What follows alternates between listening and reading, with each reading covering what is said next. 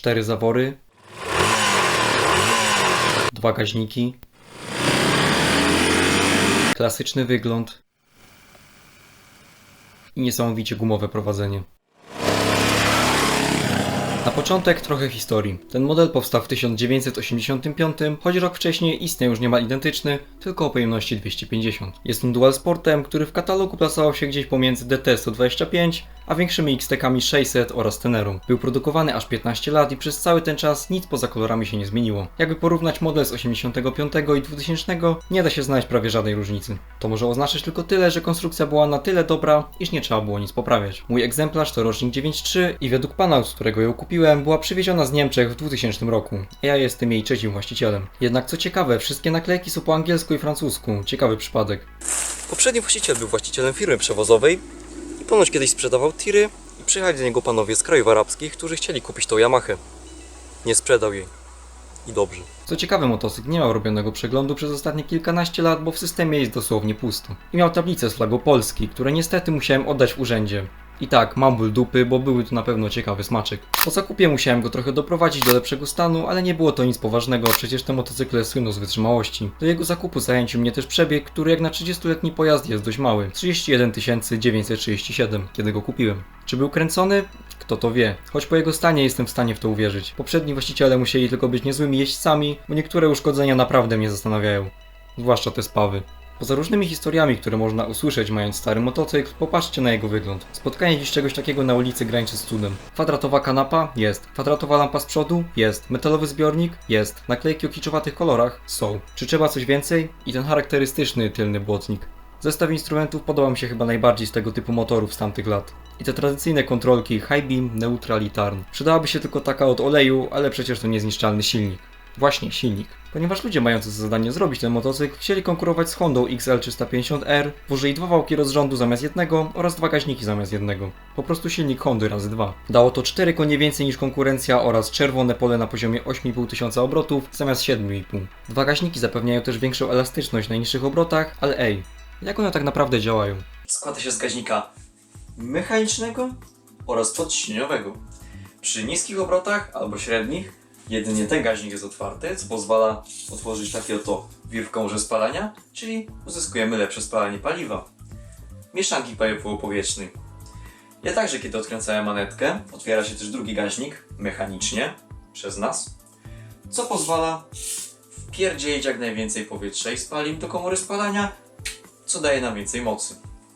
Co oznacza, że możemy zapierdzielić. Dodatkowo 4 zawory i mamy silnik, który wysoko się kręci, ale po co?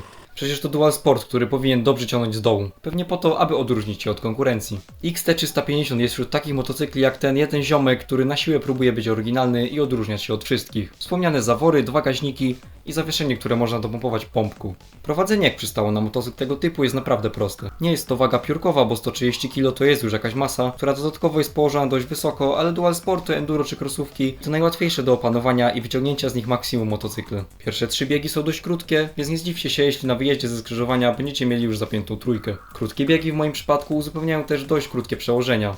19,55, które sprawiają, że przy 80 km na godzinę silnik przekracza 4500 obrotów. Daje to jednak niesamowitą zrywność i wrażenia z jazdy, bo biegami trzeba wychować niemiłosiernie, co dla mnie jest zaletą. Sprawia to też, że ciągle słyszymy ten 4-zaworowy rozrząd DOHC, którego dźwięk jest naprawdę przyjemny. Tak naprawdę nie mam ochoty wymieniać tu tunika, bo naprawdę można polubić ten cichy, choć charakterystyczny dźwięk. Silnik jest chłodzony powietrzem i nie ma wiatraka jak w skuterze, więc w korkach nie jeździ się najprzyjemniej w gorące letnie dni. Ale ej, motocykl jest po to, żeby je wymijać. Yamaha jest naprawdę zwinna i poruszanie się po mieście nie stanowi większego problemu. Silnik lubi obroty, bo prawdziwe przyspieszanie zaczyna się po połowie obrotomierza, więc jeśli zamulicie silnik poniżej 3000, już się nie wygrzebiecie. To sprawia wrażenie prędkości, bo jak pokazał mi skuter, im szybciej pracuje silnik, tym szybciej jedziesz. Przynajmniej w swojej głowie. Z tymi przełożeniami przy odrobinie wprawy możecie nawet zrobić kogoś spod świateł, choć najczęściej będą to kierowcy, którzy ruszają jak totalne grzyby. Co do dynamicznej jazdy nie miałem psychy ani okazji zrobić V-Maxa, bo hamulce jak i zawieszenie są z pumy, znaczy z gumy.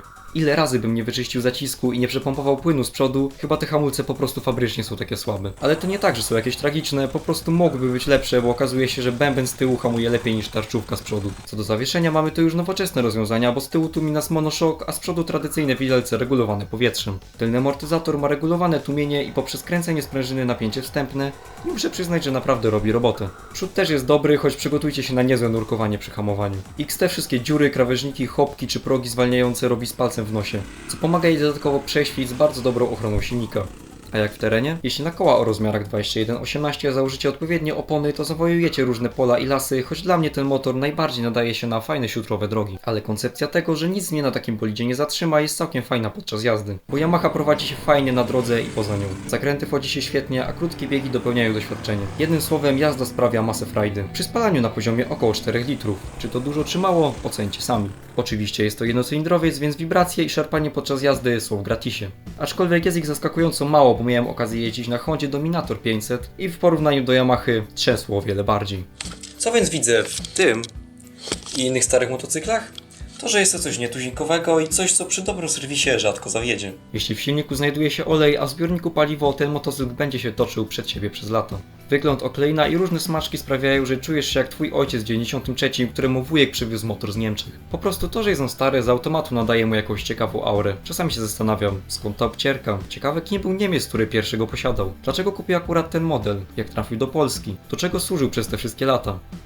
Oczywiście nie dowiem się nigdy.